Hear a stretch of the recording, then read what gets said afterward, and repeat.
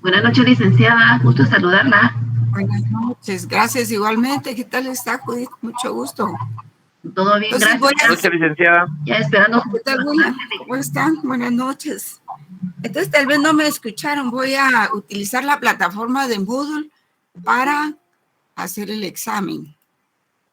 Se los voy a colocar aquí en el chat porque se me olvidó decírselo a la sección anterior, pero bueno, por Classroom se lo puedo decir. Sí.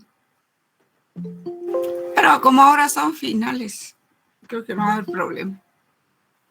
Y no les voy a poner temas, solo les voy a poner falso y verdadero.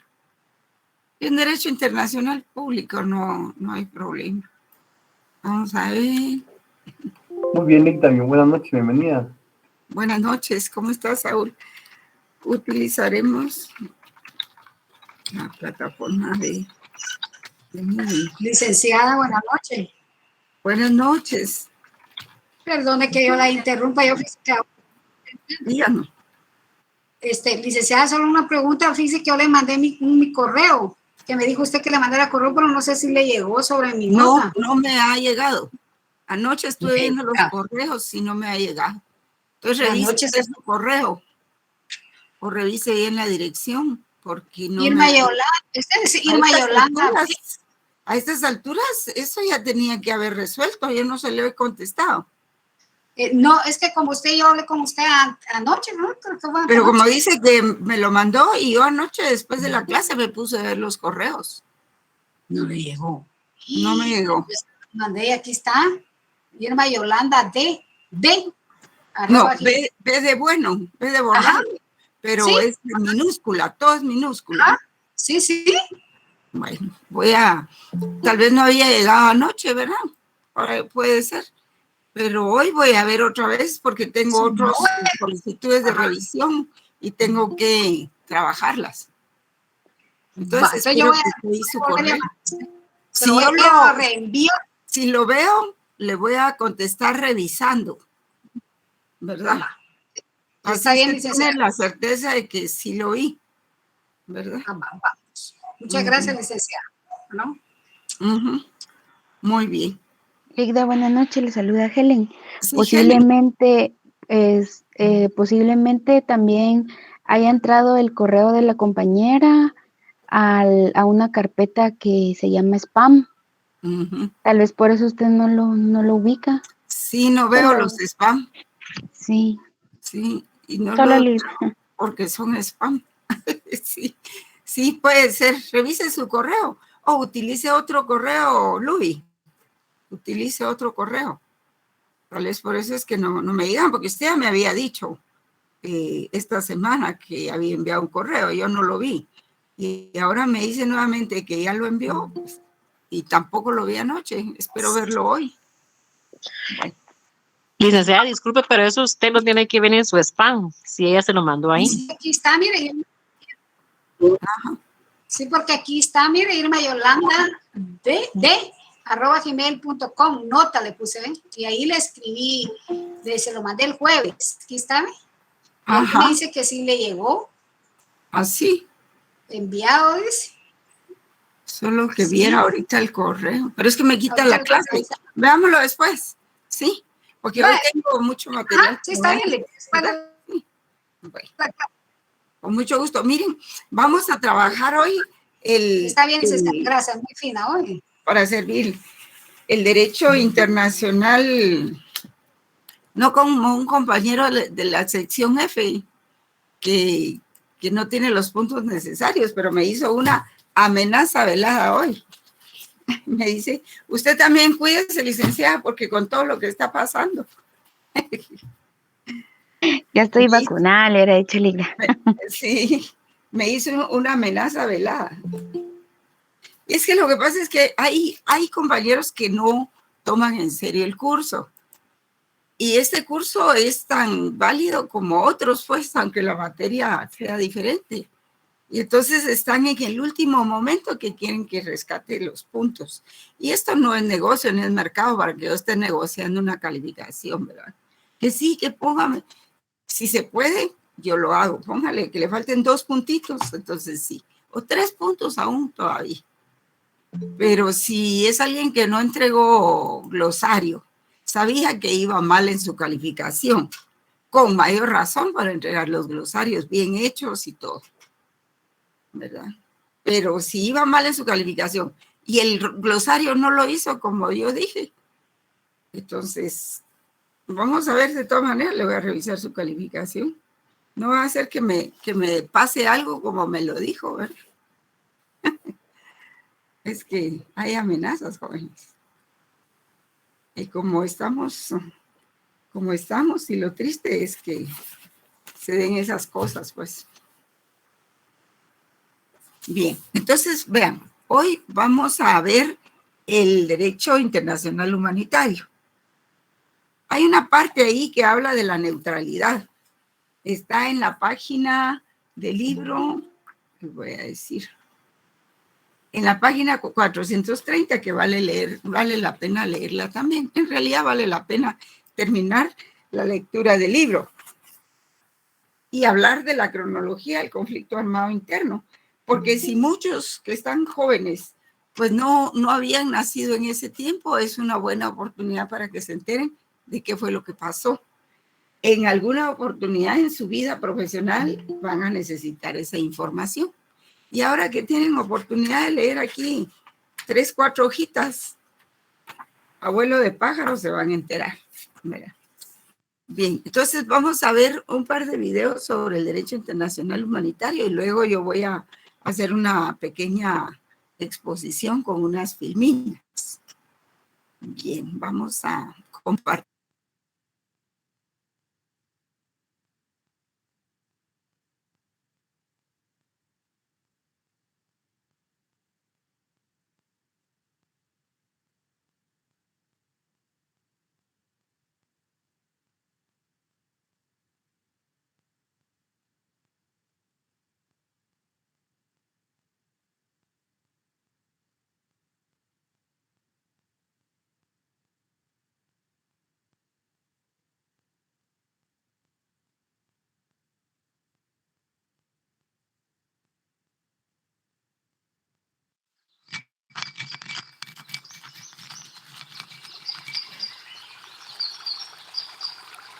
Los seres humanos siempre han recurrido a la violencia como forma de resolver controversias.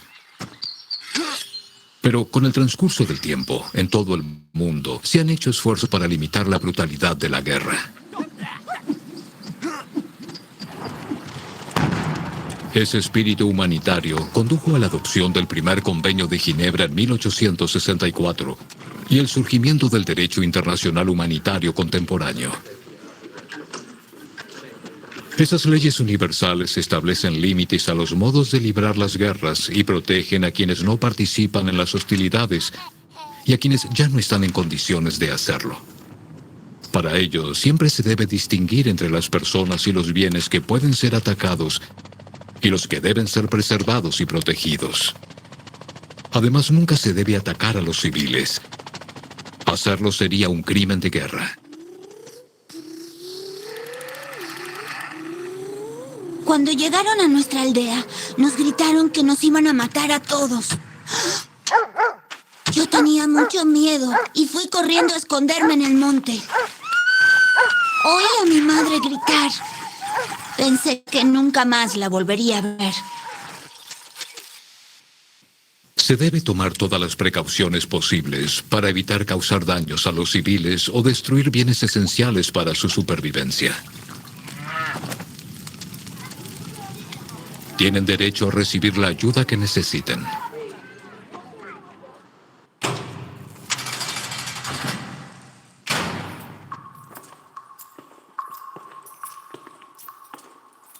No me preocupaban las condiciones en que vivían los prisioneros. Por personas como él, mi hermano estaba muerto. Él era el enemigo y no significaba nada para mí.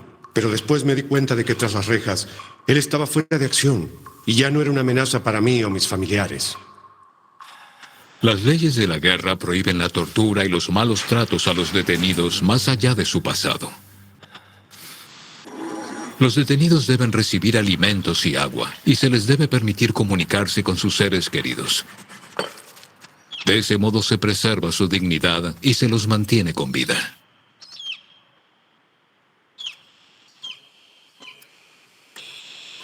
Los trabajadores médicos salvan vidas, a veces en las condiciones más peligrosas. Varios combatientes de ambas partes habían resultado gravemente heridos en una batalla feroz y los estábamos llevando al hospital más cercano. En un puesto de control, un soldado nos amenazó y nos pidió que solo atendiéramos a sus hombres. El tiempo se acababa. Pensé que todos iban a morir. Siempre se debe permitir que los trabajadores médicos cumplan su labor. La Cruz Roja y la Media Luna Roja no deben ser atacadas. Los heridos y los enfermos tienen derecho a recibir atención más allá de la parte a la que pertenezcan.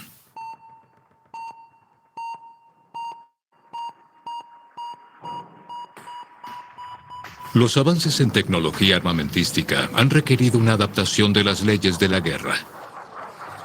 Dado que algunas armas y métodos de guerra no distinguen entre combatientes y civiles, se ha acordado establecer límites a su empleo.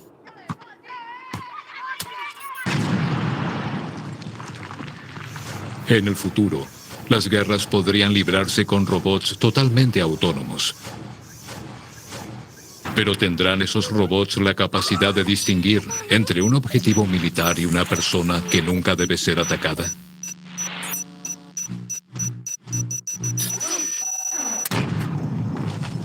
Por más sofisticadas que sean las armas, es esencial que su empleo se atenga a las leyes de la guerra. La finalidad del derecho internacional humanitario es que las decisiones que se tomen preserven un mínimo de humanidad en tiempo de guerra y que sea posible volver a vivir juntos una vez finalizadas las hostilidades.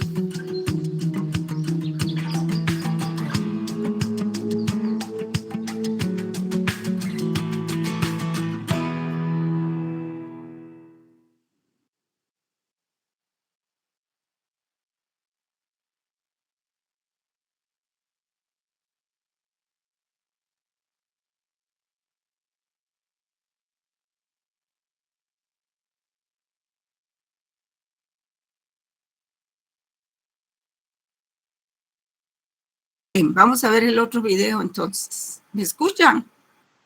Sí, Ligda. Sí, licenciada. Licenciada, buenas noches. Buenas noches. Entonces les voy a poner otro, a exhibir otro video. Sí. Este ya es un poco más informativo, pero voy a apagar el micrófono. Está bien, Ligda.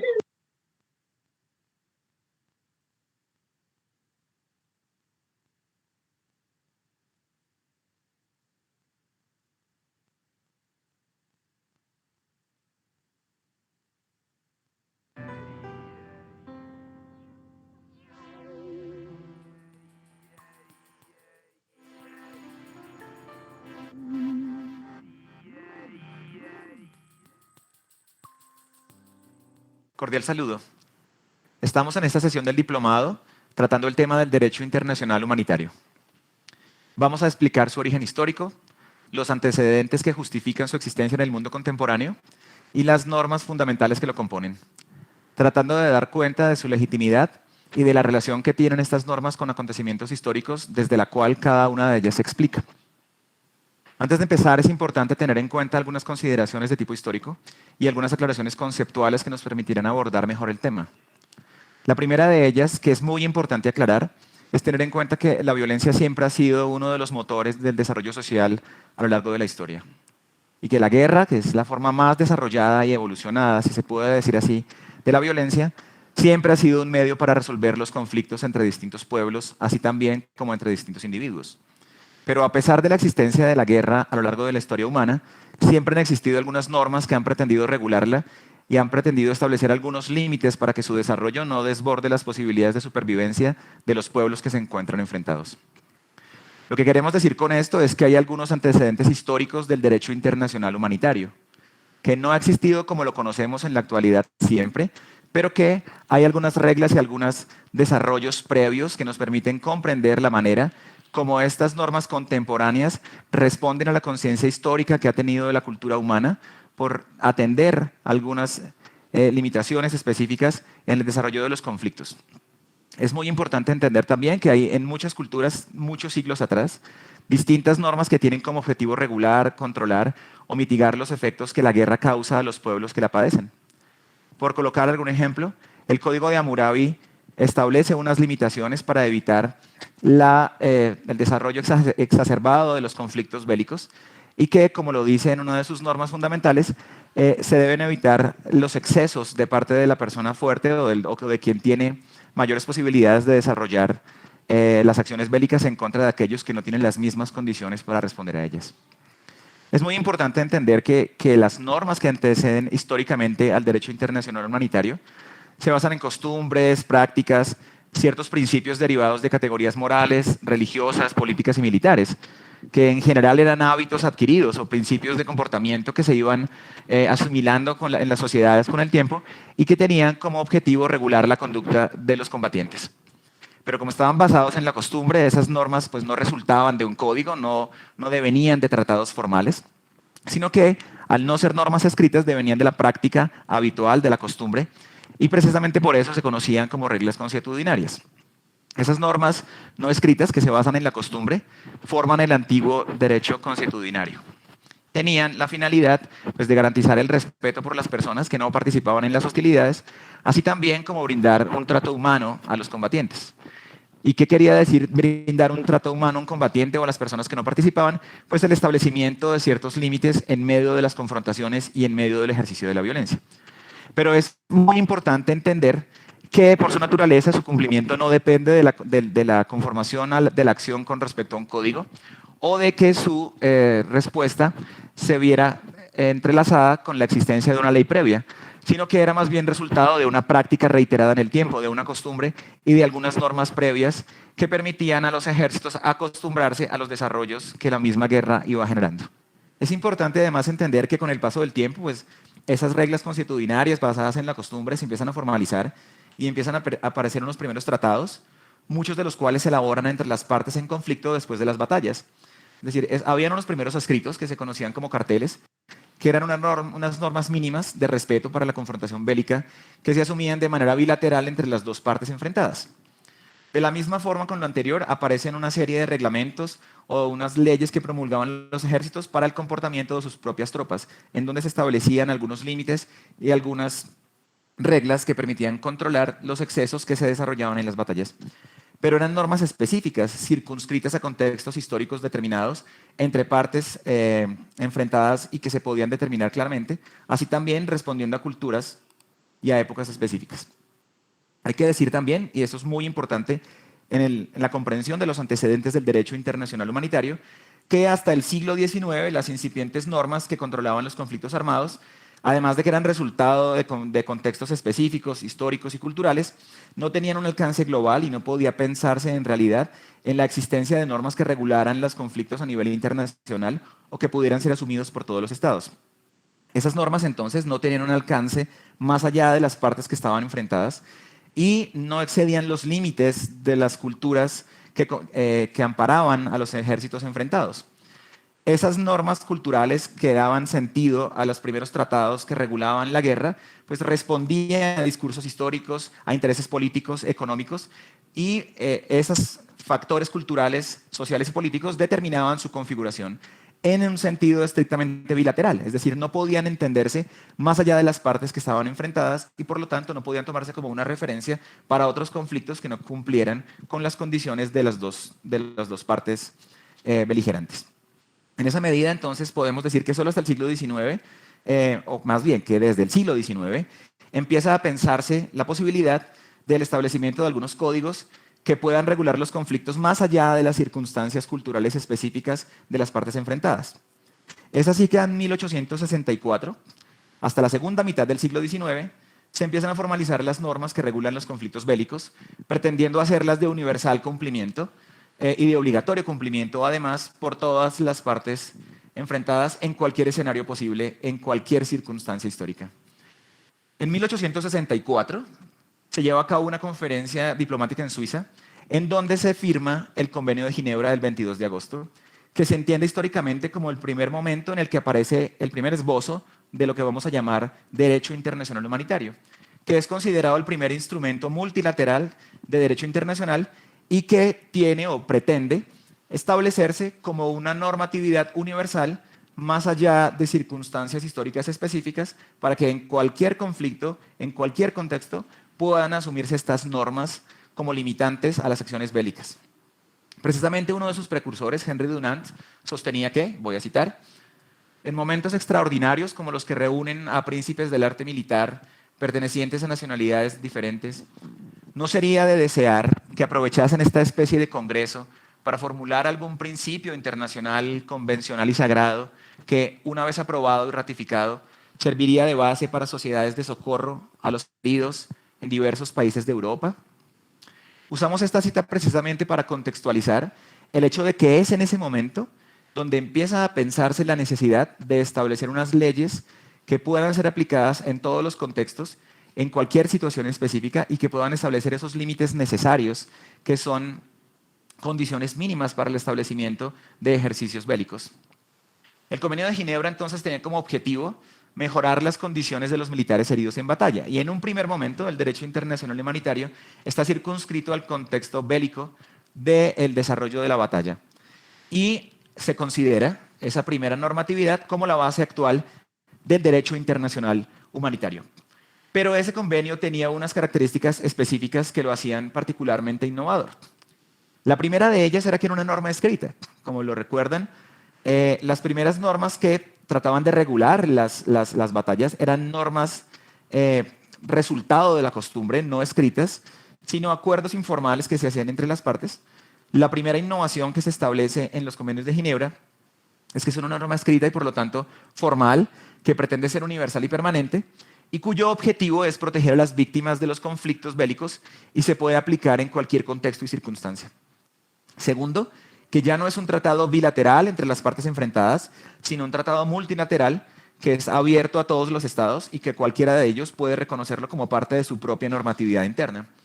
Tercero, porque instituye la obligación de prestar asistencia a los militares heridos y a los enfermos sin ningún tipo de discriminación, saltando con esto viejas costumbres de la guerra que consideraban que la victoria militar era razón suficiente para tomar la determinación sobre la vida o la muerte de aquellos militares que estaban heridos o que ya no podían hacer parte de las hostilidades.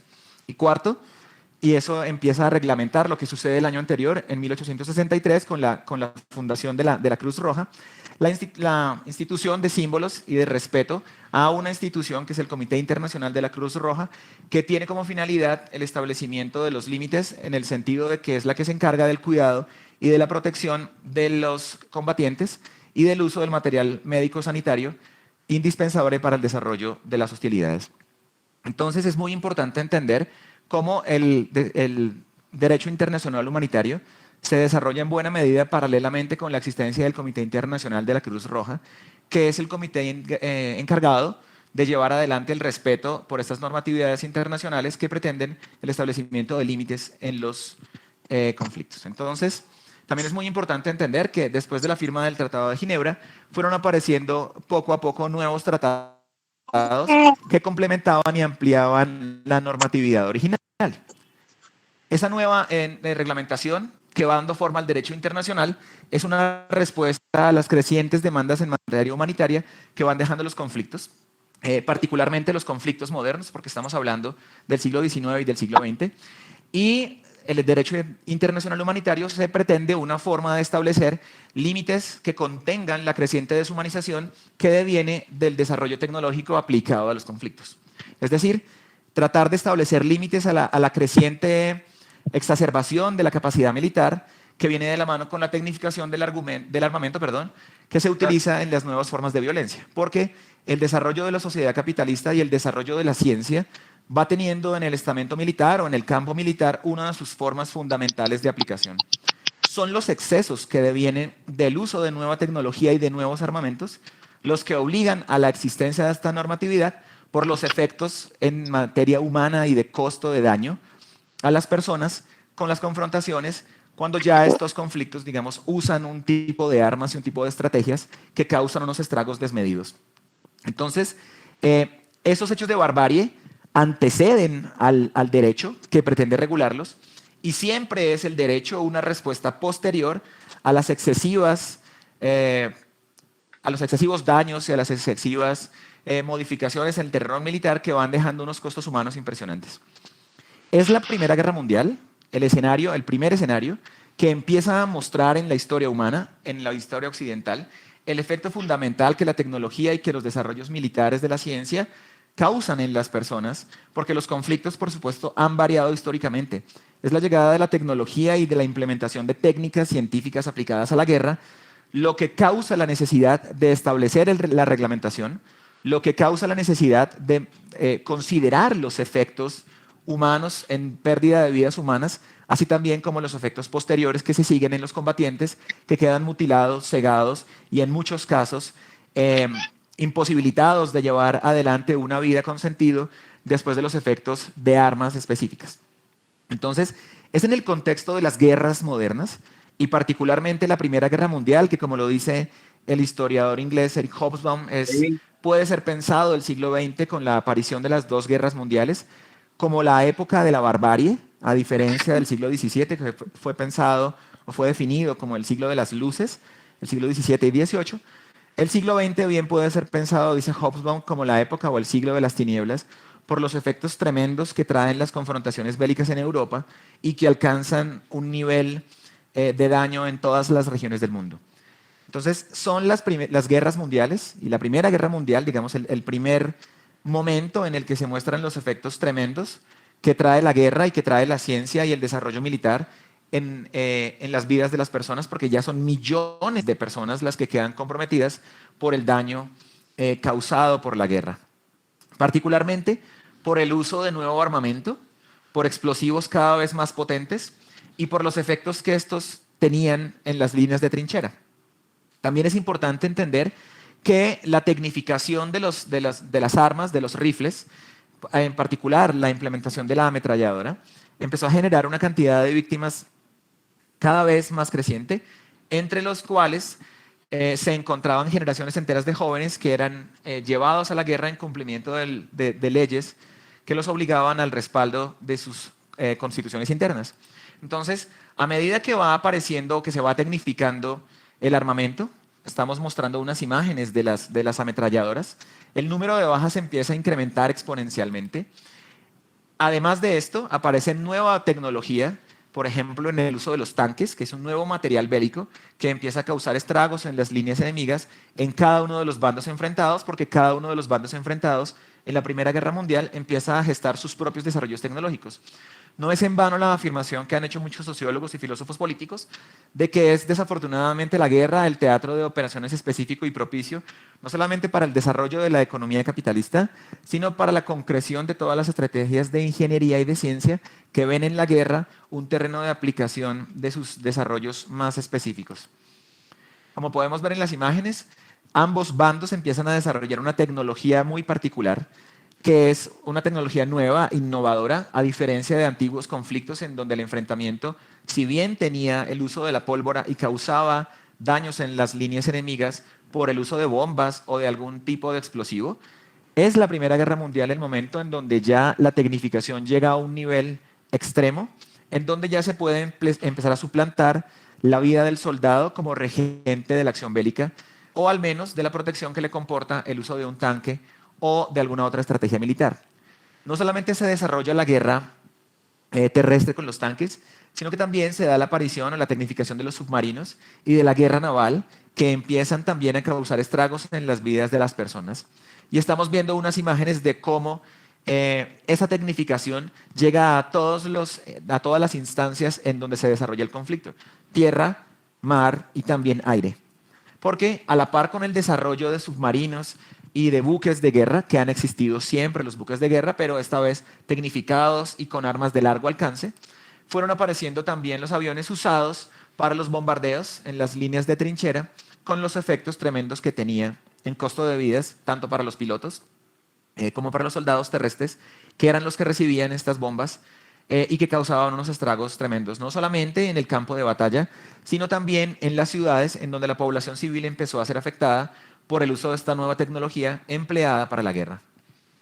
Adicional a esto, estos bombardeos cada vez se tecnificaban mucho más y no solamente se usaban bombas a base de explosivos, sino que se empezaron a usar otro tipo de materiales, porque a la par con el desarrollo técnico y científico se va desarrollando la industria química y en la Primera Guerra Mundial aparecen los primeros efectos que causan las armas químicas y algunas armas biológicas que se lanzaban y que se aspersaban usando globos para ello, o también no solamente proyectiles de largo alcance, sino los aviones que tenían como finalidad no solamente el desestablecimiento de conexión entre las líneas, sino también causar daños permanentes en los soldados enemigos.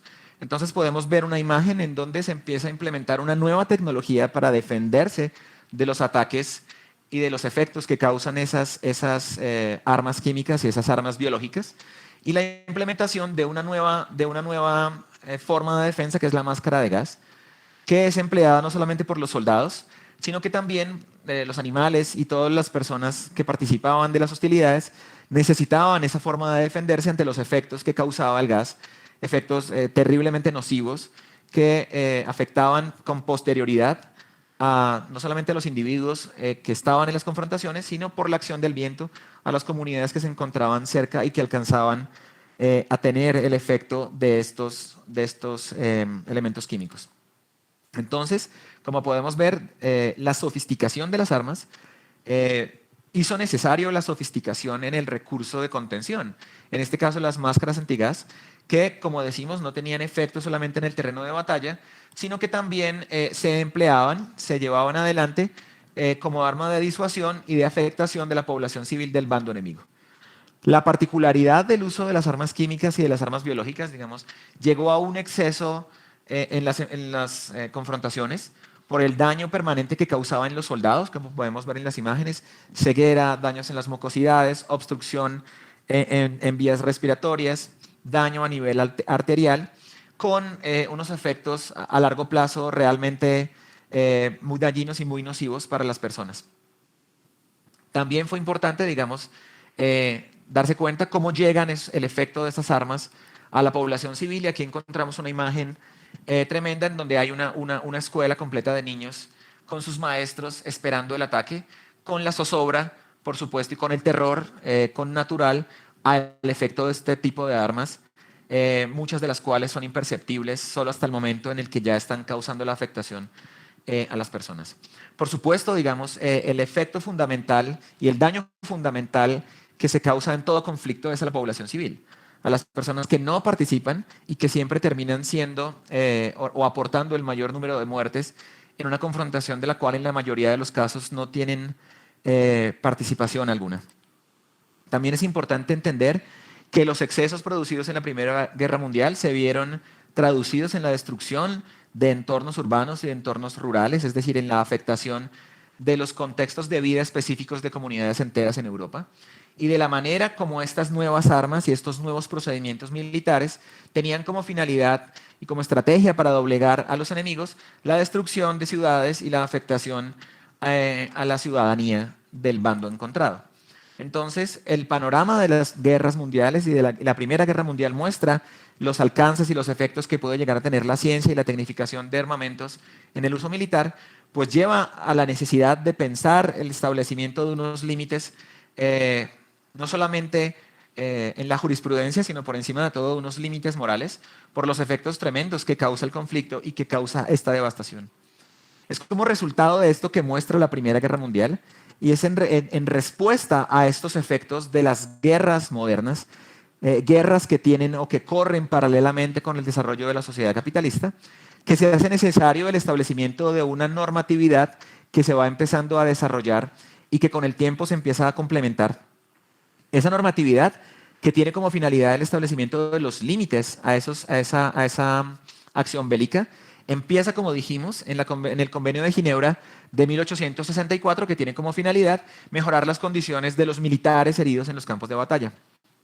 Esa primera reglamentación se empieza a complementar con el tiempo y 2 años después, en la Declaración de San Petersburgo, se establece la prohibición del uso de ciertos proyectiles en la guerra y en general del uso de armamento que agravaría inútilmente el sufrimiento de los combatientes, porque esa tecnificación, a medida que va avanzando, pues causa mayores efectos en el bando contrario, y el bando que ha sido afectado empieza a desarrollar también paralelamente sus propios desarrollos técnicos y científicos para causar un daño correlativo al que han recibido sus tropas. Lo que hace siempre la reglamentación, la formulación jurídica del problema, es tratar de responder a unos hechos que la anteceden, frente a la cual la jurisdicción del tratado pretende establecer los límites de aquello que ha atestiguado como un hecho de barbarie.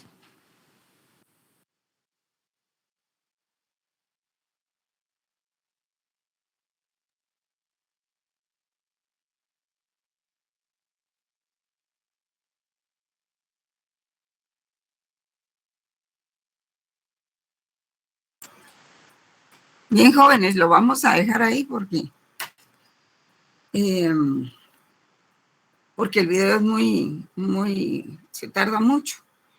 Entonces, solo quiero compartir con ustedes una presentación sobre lo que es el derecho internacional humanitario. Vamos a verlo.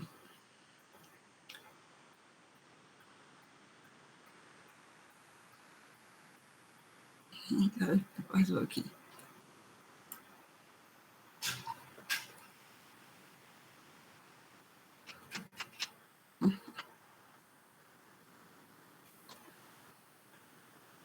Vamos a ver. Sí. Vamos a ver, es que no logro. Un momentito, joven.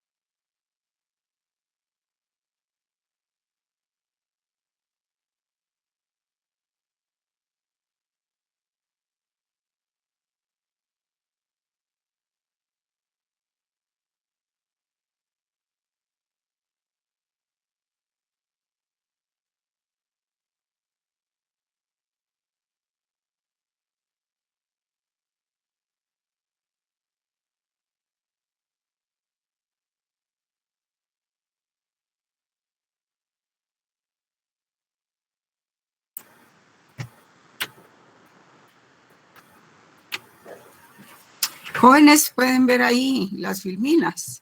Sí, Ligda, Sí, ya licenciada. aparecen. Así es. Gracias. Vamos a ver un juego, Sí, dos licenciada. juegos de filmina. ¿Cómo? Gracias. Sí se logra ver.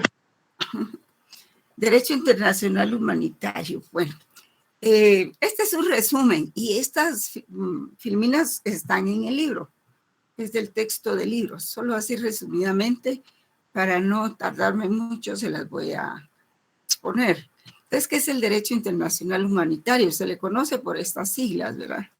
Es un conjunto de normas que establecen restricciones en el uso de armas y métodos de guerra, pero también protege a las personas que no participan o han dejado de participar en las hostilidades. ¿Quiénes son estos? Por ejemplo, los heridos de la guerra, porque ellos participaron en las hostilidades, pero luego dejaron al salir heridos. También protege la dignidad humana y limita el sufrimiento en tiempos de guerra. Se le conoce como derecho de la guerra o derecho de los conflictos armados. ¿Por qué es importante el derecho internacional humanitario? Pues es una herramienta poderosa con que cuenta la comunidad internacional para garantizar la seguridad y la dignidad de las personas en tiempo de guerra. Y qué bueno que se reguló, porque si no serían unas guerras así de barbarie, como en la época de las cruzadas, ¿verdad? Yo creo que ahora ya no se utilizan cosas como el lanzallamas o algo así, porque provoca unos daños irreversibles, ¿verdad? Bueno, yo no entiendo poco de eso realmente. Es solo así a nivel teórico, ¿verdad? Pero la finalidad entonces del derecho internacional privado es, del derecho internacional humanitario, es preservar un mínimo de dignidad en consonancia con el principio rector de que incluso en la guerra hay límites. Fíjense, no puede haber sin límites. Y los convenios de Ginebra, pues, como decía Nelson Mandela, es una frase de él, los convenios de Ginebra, decía él, nos continúan recordándonos con gran fuerza la obligación de que todos tenemos que cuidarnos mutuamente, ¿Cómo protege el derecho internacional humanitario? Pues lo que hace es limitar o prohibir el uso de armas que son particularmente crueles o que no distinguen entre combatientes y civiles. Y además obliga a las partes en conflicto a eso precisamente, a distinguir entre combatientes y civiles. Porque de eso se trata, de salvar a la gente. Claro que, por ejemplo, hay grupos al margen de la ley, paramilitares y todo eso, que por supuesto no entran en el derecho internacional humanitario, porque ellos están al margen de la ley. Entonces, ahí no se puede. Y no es que no se pueda, no se deba, se debería, pero entonces es darle carta de legitimidad a esos grupos. Entonces a ellos hay que combatirlos en otra forma. También obliga a las partes en conflicto a asistir a los heridos y enfermos y proteger al personal sanitario, a garantizar que se preserve la dignidad de los prisioneros de guerra y de los internados civiles, permitiendo que los delegados del Comité Internacional de la Cruz Roja los visiten. Sí, porque antes se mataba a los presos de guerra, ¿no? O se les sometía a tratos crueles o infamantes. Yo me recuerdo que cuando empezó Estados Unidos su represalia porque en Irak y todos los países esos del Oriente Medio, pues estos talibanes, o no sé exactamente, cuando quemaron las torres, ¿verdad? Cuando las destruyeron, las torres gemelas, ellos sometieron a los presos a tratos crueles, a tratos infamantes, ¿verdad? Los estadounidenses, los soldados de Estados Unidos, a los pakistaníes, los afganos y todos ellos. Entonces, ¿cuál es el papel del Comité Internacional de la Cruz Roja?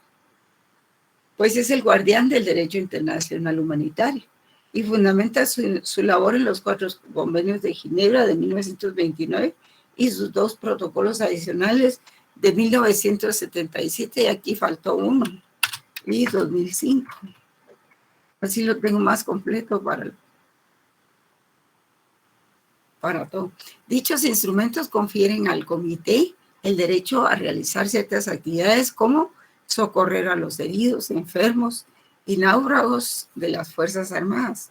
Sí, así hay quien pueda velar por las víctimas de la guerra, ¿no? Y de las Fuerzas Armadas, visitar a los prisioneros de guerra, restablecer el contacto entre familiares separados por un conflicto, prestar asistencia a la población civil y procurar que las personas protegidas por el derecho humanitario reciban un trato digno. ¿Y cuándo se aplica? Pues se aplica en 2 situaciones: en los conflictos armados internacionales, es decir, entre 2 países o más, y en los conflictos armados que se libran dentro de un país, por ejemplo, entre las Fuerzas Armadas del Estado y fuerzas rebeldes. El derecho internacional se aplica a todas las partes en un conflicto, independientemente de quién lo haya iniciado. Y vamos a ver una comparación con los derechos humanos. Pero hay sanciones, jóvenes, hay responsabilidades los estados después de las guerras. Y algunas de esas consecuencias son, por ejemplo, interrupción de las relaciones pacíficas entre los que están peleando, por supuesto, entre los beligerantes. Es decir, interrumpen las relaciones diplomáticas y consulares. El sometimiento inmediato, tienen que someterse de inmediato al derecho humanitario. Los tratados que habían firmado entre ellos quedan caducados, ¿verdad? O sea, como suspendidos. Y la neutralidad para los estados no beligerantes. El estado de neutralidad es para los países que no intervienen en el conflicto. Y la neutralidad está en la página 430 del libro, jóvenes. Y tiene como fundamento legal la Declaración de Derecho Marítimo de París en 1856, luego la Segunda Conferencia de la Paz de La Haya en 1907, en la cual se aprobaron 2 convenios sobre neutralidad terrestre y sobre neutralidad marítima. Entonces, la neutralidad también es un estado en que quedan algunos países, porque dice que si algún país quiere intervenir o ayudar entre sí a los beligerantes, se toma como una intervención y rompimiento de la neutralidad. Digamos, hay países que siempre se mantienen en estado de neutralidad, pero eso ya es permanente. Suiza y el Estado del Vaticano, ¿verdad? Tienen su independencia e integridad garantizados por los otros estados. La neutralidad parcial es aplicada en parte a un territorio en guerra y la neutralidad particular aplicable a ciertas personas o establecimientos. Y hay responsabilidades, ¿verdad? Hay castigo a quienes bajo su autoridad se cometan actos ilícitos. También castigo a los nacionales enemigos cuando antes de su cautiverio hayan cometido violaciones al derecho internacional. Sí, suponiendo que están peleando los ejércitos, pero además cometen violaciones a mujeres u otro tipo de actos que eran innecesarios. Y luego caen como rehenes, pues entonces, aunque sean rehenes, tiene que sometérseles a juicio por esos actos innecesarios que cometieron. Los espías también pueden y deben ser castigados previamente de sometérseles a juicio. Ahí está en el libro del doctor Larios, está más desarrollado. Y hay responsabilidad colectiva a los estados beligerantes por actos ilícitos de sus fuerzas armadas, por la violación al derecho internacional por parte de un estado beligerante, puede sancionarse con represalias contenidas en el jus belli. O sea, jus belli es el derecho de la guerra. Y la toma de rehenes se tolera como medio de seguridad contra posibles ataques, pero en ningún caso, aquí falta algo, pero en ningún caso pueden ser ejecutados sin que el Estado resulte responsable, ¿no? Porque antes, en las 2 guerras mundiales, a los rehenes que quedaban, pues en algunos casos los mataban. Alemania tenía muchos rehenes en diferentes países que dominó, y luego cuando oyeron ya de que la guerra se había terminado, empezaron a matar a esas personas, y qué lástima, pues, porque habían logrado vivir todo ese tiempo. Y también puede haber una guerra civil, está contemplado en el libro también, hay que leerlo, jóvenes. Como causas de una guerra civil, ilegalidades. Pueden darse como causas la lucha por controlar el gobierno de un estado o el deseo de una parte de la población de separarse para formar un nuevo estado. La legalidad en el derecho internacional no existe. Por la legalidad en el derecho internacional, pues no existe prohibición contra las guerras civiles. Es más, cualquier pronunciamiento al respecto se considera un caso flagrante de intervención, fíjense bien. Y no se permite a estados extranjeros ayudar, entre comillas, a los insurgentes, subversivos, revolucionarios, etcétera, por recomendación de Naciones Unidas. Y eso hace que ellos se mantengan en un estado de neutralidad. Miren, jóvenes, que una cosa es lo que dicen los convenios y otra cosa es la práctica. Yo veía a este señor Fernando del Rincón en CNN hablar ayer, creo yo, de que qué raro que el fiscal de Venezuela haya convocado al presidente de la Corte Penal Internacional para que fuera a ver el estado de las cosas en Venezuela. Y siendo el mismo régimen, ¿cómo va a ser eso? Que en el convenio se establezca o en el estatuto de la Corte se establezca que el mismo Estado, que es el victimario, vaya a llamar a la Corte Penal Internacional. Eso es muy raro que se vea. No sé qué ocurrió ahí, pero en todo caso hay convenios que como dicen aquí, ¿verdad? Echa la ley, echa la trampa, porque es muy difícil que el mismo Estado se autoinculpe, ¿verdad? Entonces hay convenios que deberían de cambiarse, ¿verdad? Que ya no puede seguir así, porque entonces no hay control de las situaciones de arbitrariedad en los países. Vamos a ver este otro que nos lo dieron como producto de una capacitación a profesores, porque vieran ustedes que sí piden a los profesores de carreras como la nuestra y todas las que tienen que ver con las personas en sociología, en historia, que se enseñe el derecho internacional humanitario. Entonces esto es parte de una capacitación que nos dieron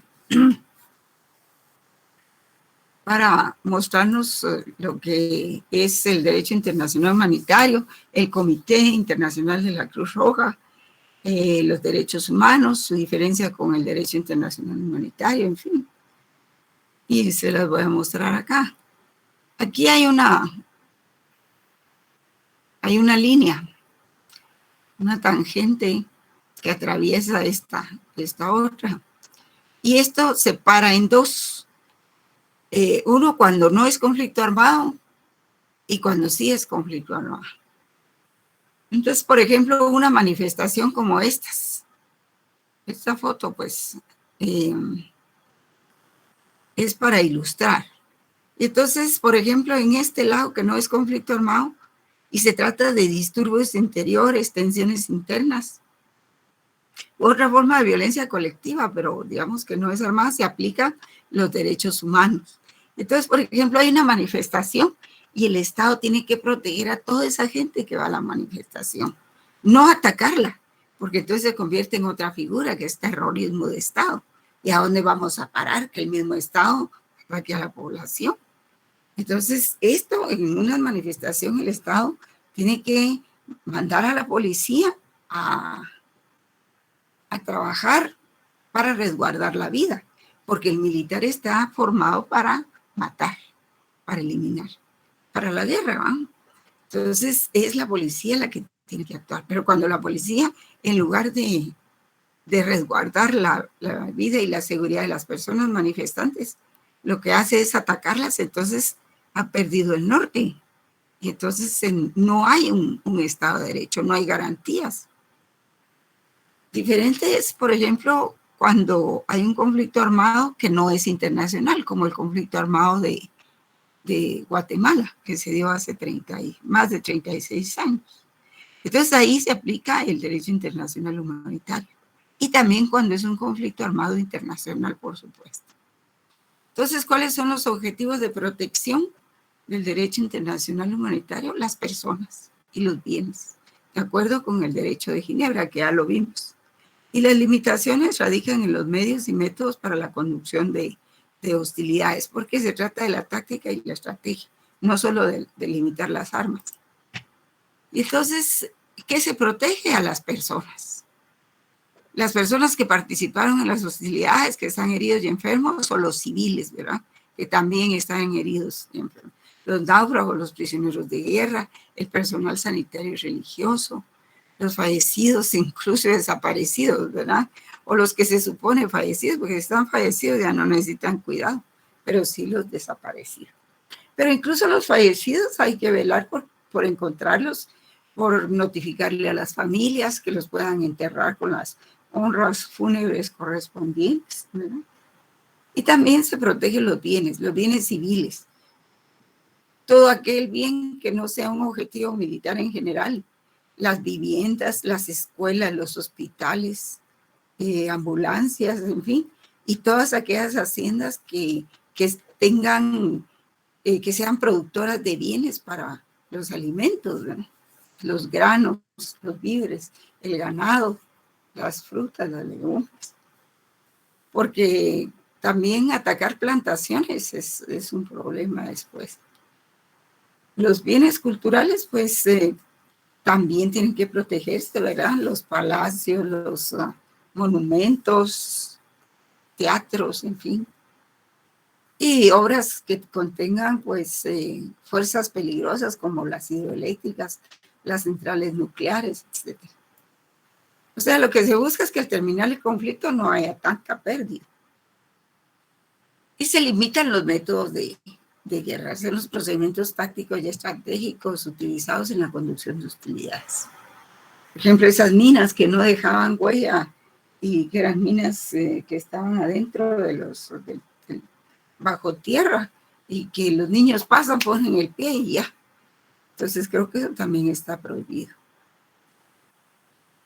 Está prohibido el terror, los ataques indiscriminados, la perfidia, o sea, el odio al otro ser humano, como ocurrió aquí, ¿verdad? Que mataron a tantas personas con un odio, ¿verdad? Ni siquiera les daban un disparo, sino que a los niños dice que los estrellaban en los árboles, los troncos, y a las mujeres que también les sacaban los hijos, las mujeres embarazadas, en fin, todo ese tipo de actos que no son tan necesarios para una guerra.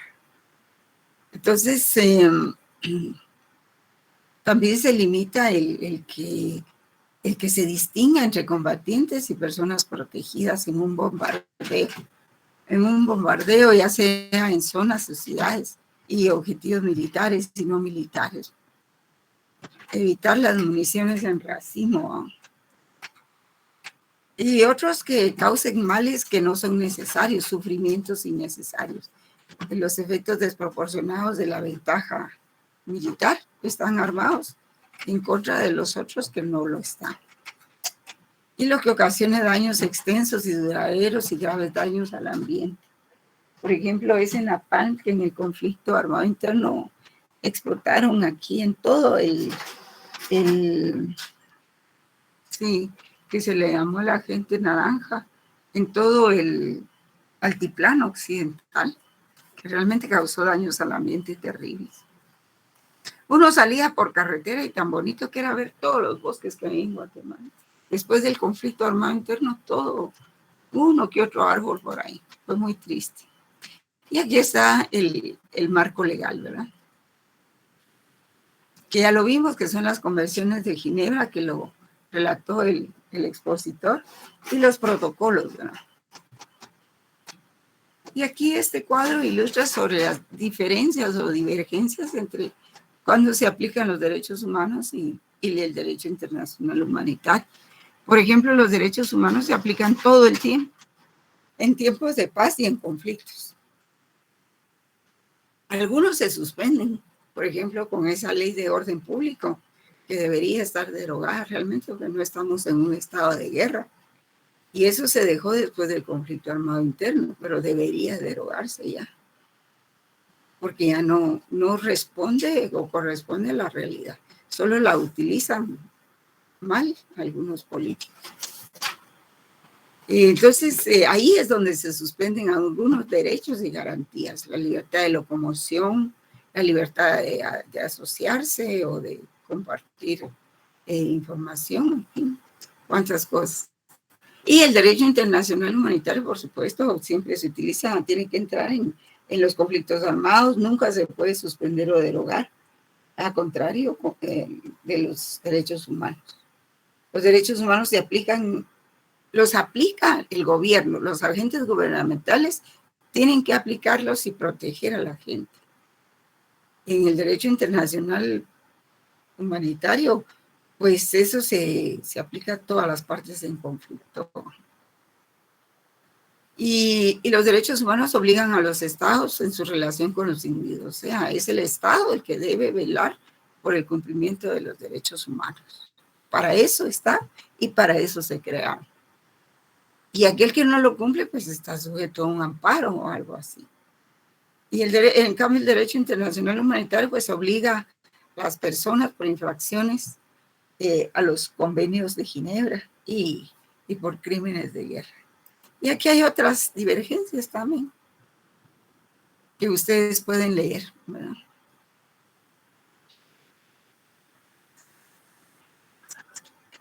Sí. Por ejemplo, en el derecho internacional humanitario dice a las personas que no participan o han dejado de participar en hostilidades, regula los métodos y medios de combate, por ejemplo, las armas químicas, la no aplicación de armas químicas.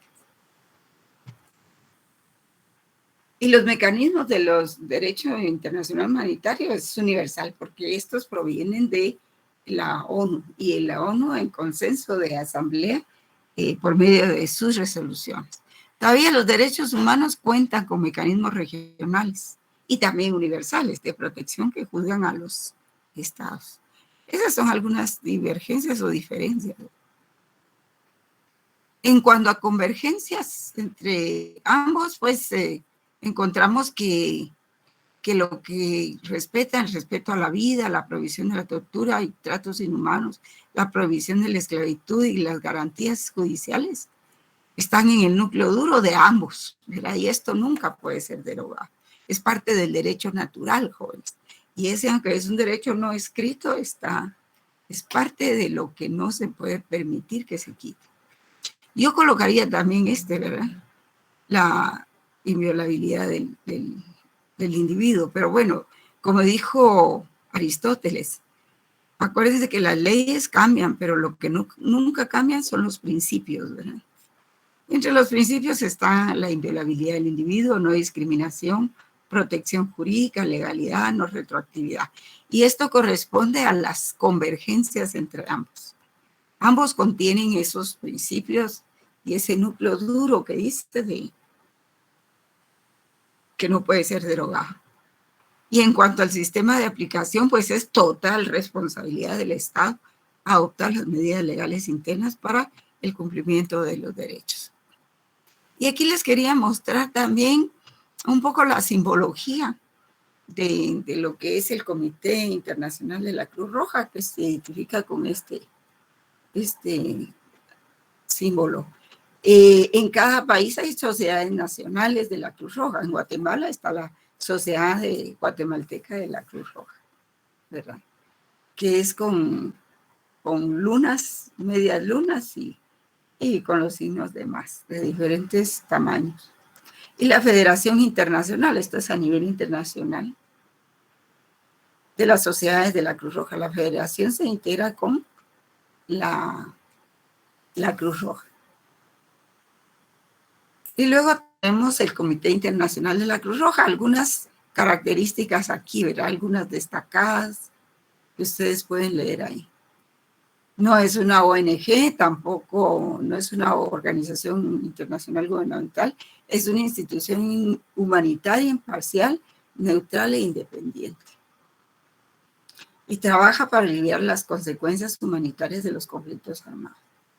Promueve el respeto internacional humanitario y de otras normas. Es miembro fundador del Movimiento Internacional de la Cruz Roja y de la Media Luna Roja. Enfoques de trabajo, pues, del comité, pues está la protección, ¿verdad? A los actores, la asistencia para preservar la vida, restablecer la dignidad humana y todo. Acuérdense que en muchos lugares, además de la guerra, hay violaciones a las mujeres. Por ejemplo, en Kosovo, en Croacia, lo que ocurrió. La prevención también, porque es importante para Naciones Unidas prevenir todos aquellos focos de guerra que puedan surgir. Y la cooperación, ¿verdad? Reforzar las capacidades operativas de las sociedades nacionales. Y aquí hay un mapa del Comité Internacional de la Cruz Roja en el mundo. Ustedes pueden ver aquí los puntitos rojos. Viene desde Estados Unidos. Creo que aquí ya nada no se ve, pero debe tener sus sedes. México, Centroamérica, el Caribe. Esta parte creo que es Colombia. Colombia, Venezuela, Perú. No, Venezuela creo que es esto. Y Colombia y Venezuela. Perú, Ecuador está un poquito en el centro. Está Chile y Argentina. Aquí está el Paraguay. ¿Paraguay es jóvenes o el Uruguay? No me acuerdo. Brasil. Y vean ustedes cómo hay en toda la Europa. Hay muchísimo, pero muchísimo en el Medio Oriente, que es este, ¿verdad? Todo lo que es Israel, Palestina, Egipto, y todos los países del... Este es el Medio Oriente, jóvenes. Miren todo lo que hay en África. Y tremendo. En África hay mucho más todavía que en Brasil, por ejemplo. Y este es este archipiélago, ¿qué es? Aquí, ¿qué es, jóvenes? Japón, ¿verdad? Aquí, estos islotes. Es Japón, si no me equivoco. Y las sí, Coreas. sí. ¿Cómo? Sí, sí es Japón. Sí, Japón y las islas, ¿verdad? Las y Coreas. Sur y Corea del Norte. Sí. ¿Y las Filipinas dónde están? Estarán por aquí, tal vez. Y Australia, ¿verdad? Australia tiene también. Sí. Entonces ven ustedes, pues, que en cada nación hay una sociedad de la Cruz Roja. En Guatemala también están las damas de la Cruz Roja. Así se le llama aquí. Las damas de la Cruz Roja. Y cuando tienen reuniones llegan ahí con su gorrito y su abriguito rojo, ¿verdad? Su estola roja. En fin. Entonces pueden ver ustedes aquí, ¿verdad? Que hay una representación de más de 80 países. Yo creo que más todavía. Esta gráfica tiene más o menos unos 5 años. O 10 años, sí. 5 años cuando nos empezaron a insistir en que diéramos este curso. Los retos del derecho internacional, pues, ampliar el ámbito a la humanidad, el ámbito de protección, ¿verdad? Personal y los bienes sanitarios, como los hospitales, como el agua, las represas, métodos y métodos de guerra y medios de guerra, pues, transferencia responsable de armas, y cómo hay de transporte de tráfico de armas en el mundo, jóvenes, legal e ilegal, pero qué cantidad. Y tiene que adaptarse a las nuevas tecnologías, la guerra cibernética. Ayer nos estaban dando un curso, y de veras que hoy tenía capacitación, se me olvidó, sobre el delito cibernético, pero era a las 7, no puedo dar. Empresas militares de seguridad privada también hay algunos protocolos para la forma como deben comportarse los policías de las empresas de seguridad privadas, porque todas esas son de orden militar, todas tienen un origen militar. Y eso después de la guerra, pues los militares empezaron a desarrollar esas empresas, siempre para tener controlada a la gente. Entonces también el desarrollo del derecho internacional es una herramienta de enseñanza y por eso lo estamos enseñando aquí. Ahí hay un sitio, en internet tiene varios sitios donde están los libros de referencia. Ustedes pueden abrir ahí nada más Derecho Internacional Humanitario y va a salir un montón, pero un montón de libros y todo, ¿verdad? El uso de la fuerza en conflictos armados, el Derecho Internacional Humanitario Consuetudinario, en fin, varios textos. Y además, pues hay algunos manuales. Si tengo oportunidad, les mando por Classroom algunos materiales. Pero bueno, la teoría está aquí. Y ustedes tienen que atenerse a lo que dice el libro, ¿verdad? Ya no salí de compartir. Ustedes tienen que atenerse a lo que dice el libro. Y lo que vamos a examinar, porque alguien me preguntó anoche, es, en realidad el examen final es total. Yo puedo preguntar sobre cualquier punto.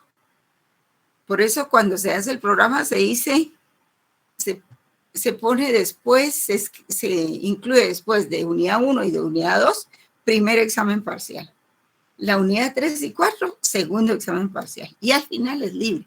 Sin embargo, hay mayor énfasis en los temas que vimos después del segundo parcial, que creo que es el derecho de los tratados, la responsabilidad internacional, los medios pacíficos de resolución de conflictos, los medios coercitivos. ¿Qué otra cosa vimos, Jones? Después de los medios. Toda la adjudicación, todos los tribunales que existen en el mundo. Y de arbitraje también. Pero lo que vimos que está ahí en el libro, ustedes no se pierdan. No los voy a poner a investigar en el internet. Aténganse al libro. Luego el asilo, ¿verdad? El asilo y el refugio que vimos ayer. La neutralidad, pues ya la explicamos. Y por favor, si algunos son muy jóvenes y no tuvieron a la mano la información del conflicto armado, yo les ruego que lean la cronología del conflicto armado y el proceso de paz en Guatemala. Es una forma de estar enterado, fechas, nombres y todo, sin tener que leer el informe de Guatemala Nunca Más y el otro informe, que no me acuerdo cómo se llama, que tienen varios tomos. Es una forma de estar informado, ¿verdad? Que siempre es bueno investigar a fondo, pero para su cultura académica, léanlo, por favor. No son más de 4 o 5 páginas. Léanlo, especialmente aquellos que no lo vivieron. Porque a mí me cae mal que me diga alguien, preguntarle sobre algo así, que me diga, yo no había nacido para entonces. Ay, qué ignorancia, digo yo. Y no leyó. Y eso me pasa mucho con mis amigas. A veces. Entonces, un abogado tiene que saber de todo. Acuérdense que nosotros somos todólogos. Y tenemos que hablar con propiedad. Y cuídense mucho, cuiden mucho su profesión. Les deseo muchos éxitos. Pero ustedes tienen que cuidar mucho su profesión porque eso de tener fe pública es algo sumamente delicado. Pero sumamente delicado. Y que la fe pública esté en muchas manos también. Entonces, no estén haciendo campañas, ustedes verifiquen los documentos que autentican, porque en mi experiencia como miembro del Tribunal de Honor del Colegio de Abogados, me di cuenta que hay muchas, pero muchas denuncias de los usuarios, de los notarios. Y lo que pasa ahí es de que los más denunciados son los recién graduados. Así es de que hay quienes pasan de noche el curso o pasan engañando al profesor, porque se presta mucho ahora, más que estamos a distancia, ¿verdad? Se presta mucho al fraude en cuanto a los exámenes y cosas así. Y por eso no me gusta Classroom, porque ahí cualquiera puede entrar al examen. No digo que Moodle no tenga sus debilidades, pero por ejemplo, ahorita que cerré a este muchacho William, lo voy a tener que incorporar a la plataforma porque solo pueden ingresar los que están registrados ahí. Entonces, tienen que tener mucho cuidado con lo que dicen, con lo que hacen, con la fe pública, porque uno puede ganar mucho dinero y decir, ay, qué exitoso que soy o qué exitosa. Pero el dinero que se gana, se debe ganar no solo legalmente, sino legítimamente. Eso es lo más importante. Legítimamente. Porque legalmente, pues ahí están los funcionarios, ¿verdad? Ya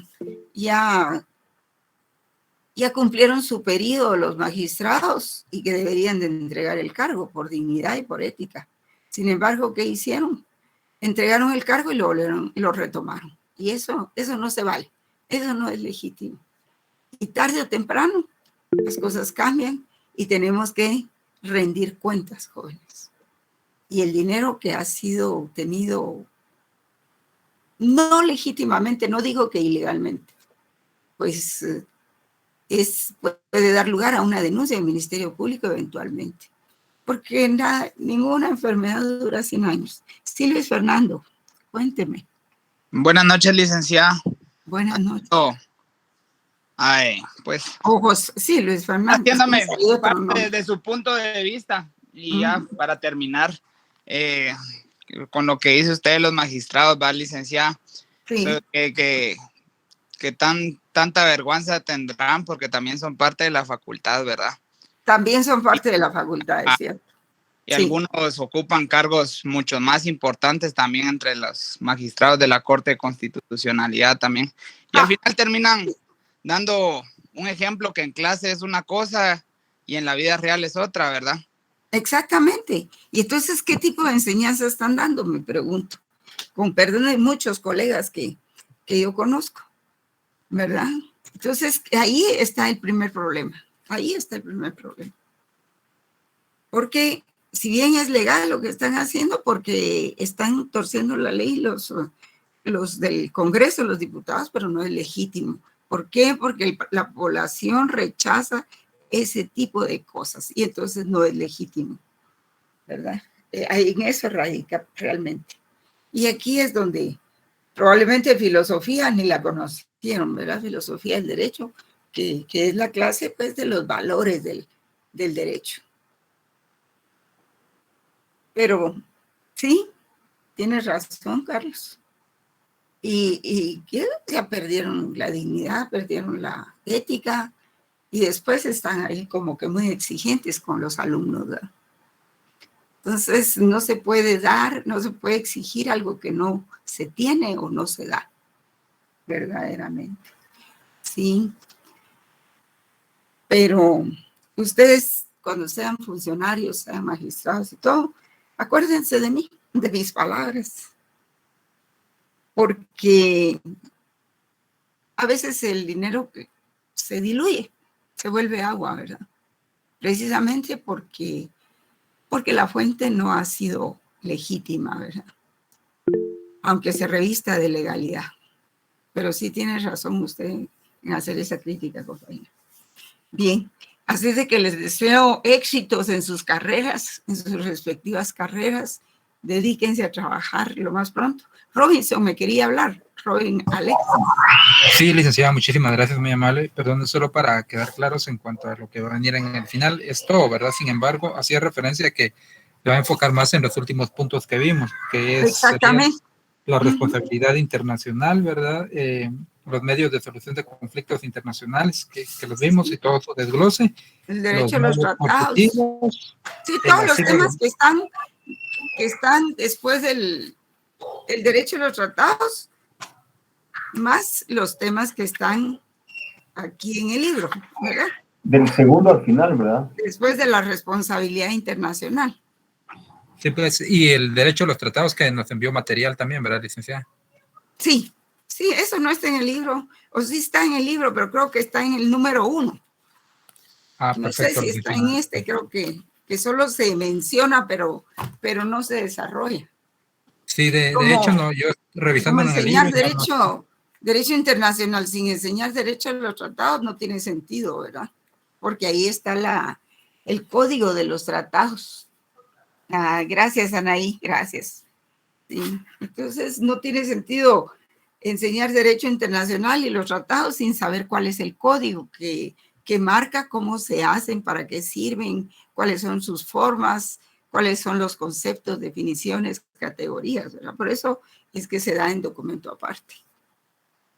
Bien, jóvenes, espero haberles transmitido algo bueno y que lo hayan asimilado también. Así que ha sido un gusto, ha sido un buen grupo, ha sido un buen grupo de trabajo con ustedes. Y pues sigan así, disciplinados y todo. Y sé que algunos me buscaron porque les gustó mi clase de filosofía del derecho. Y qué bueno, me alegro tanto. Así es de que les deseo muchos éxitos. Carlos de León quería hablar, oigan. Sí, con una molestia. El examen va a ser en la plataforma Moodle, como usted en dijo, Moodle. ¿verdad? Sí, yo lo voy a escribir aquí, jóvenes. Sí. Pero no me recuerdo si usted, bueno, nos podía dar la opción de, al avanzar en las preguntas, de poder retroceder. No me recuerdo si es como usted. No puedo, porque miren, si no se quedan tiempos más que extras en el examen. y entonces ya no contestan todo. Y tratan de buscar la respuesta en las otras preguntas. Pues es que a veces uno se Por eso recuerda es que más adelante, no se ¿verdad? permite, Pues bueno. ¿verdad? Bueno, igual. Bien, jóvenes, así es de que, bueno, hasta aquí llegamos. Les deseo éxitos y que estén bien. Muchas gracias, licenciado. Feliz noche, Lida. Feliz noche, Que hasta sí, que pronto. Gracias esté por bien, sus cuídese. enseñanzas, licenciada. Dios la bendiga. Un gusto, licenciada. Gracias. Cuidado. Gracias. Y a mis alumnos que fueron también de filosofía, pues ahora ya no los vamos a ver. Feliz noche, licenciada. Feliz Muchas gracias por Feliz todo. noche, licenciada. Algún día, Ligda, tal vez en persona. Algún día nos vamos a ver, Helen. Sí, por ahí los voy a ver. Solo quería decirles también que los casos que no he resuelto, pues a partir de hoy los voy a resolver, y los que estén en examen extemporáneo no he podido calificarlo.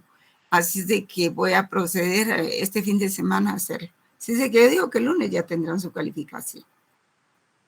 Bien, jóvenes, hasta pronto.